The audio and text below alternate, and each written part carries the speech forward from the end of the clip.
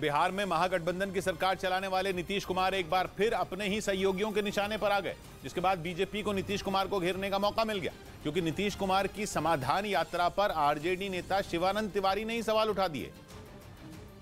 और इतनी भीषण ठंड में उनकी इस यात्रा को लोगों की मुसीबत बढ़ाने वाला बता दिया। जनता को भी आप परेशान कर रहे हैं। हालांकि शिवानंद तिवारी के इस बयान को उनकी ही पार्टी के मंत्री ने खारिज कर दिया, लेकिन महागठबंधन में नीतीश के फिर निशाने पर आने से बीजेपी को उन्हें घेरने का एक और मौका मिल गया। वृद्धावस्था में आ गए हैं, आपको कहीं ठंड लग जाएगी तो ये बिहार के हित में ठीक नहीं है। जिस समाधान यात्रा पर शिवानंद तिवारी ने सवाल उठाए वो 7 फरवरी तक चलेगी। इस यात्रा के दौरान नीतीश कुमार बिहार के हर जिले में जाकर विकास के काम की समीक्षा करेंगे।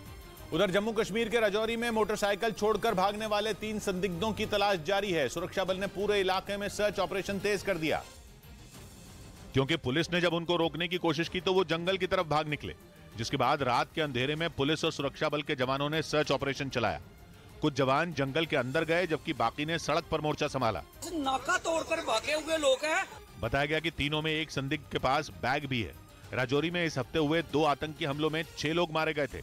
इस बीच जम्मू के राजौरी में हुए आतंकी हमले के विरोध में अखनूर के लोगों ने प्रदर्शन किया। राजौरी में इस हफ्ते हुए 2 आतंकी हमलों में 6 लोगों की मौत हुई थी, जिसके खिलाफ लोग सड़कों पर उतरे और पाकिस्तान का पुतला फूंका कि पाकिस्तान भी अमन से रहे और हमें भी अमन से रहने दे। प्रदर्शन के दौरान अखनूर के बाजार बंद रहे।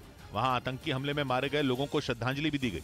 उधर जम्मू कश्मीर के राजौरी में हुए हमले के 5 दिन बाद भी आतंकियों का पता नहीं चलने पर पुलिस के बड़े अधिकारी भी तलाशी अभियान में उतर गए।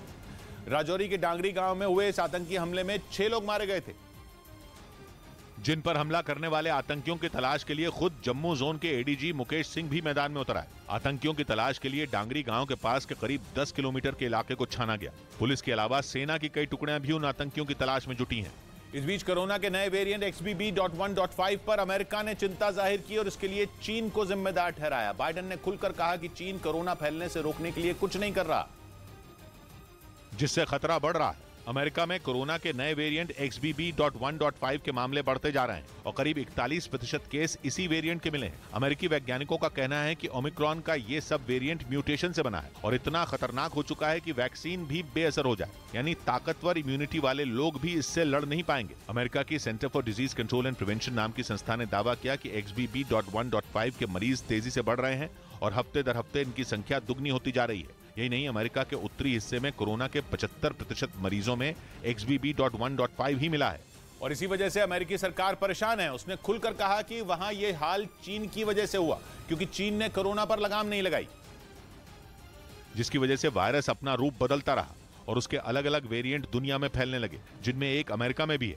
जिसे कोरोना का अब तक का सबसे खतरनाक वेरिएंट माना जा रहा है। अमेरिका ने चीन से कहा कि अब भी समय है वो कोरोना को दूसरे देशों की सीमा में घुसने से रोके और सख्त कदम उठाए, क्योंकि चीन में कोरोना का विस्फोट करीब है और अगर चीन झूठ बोलता रहा और अपने नागरिकों को दूसरे देशों में भेजता रहा तो बात हाथ से निकल जाएगी और कोई कुछ नहीं कर पाएगा।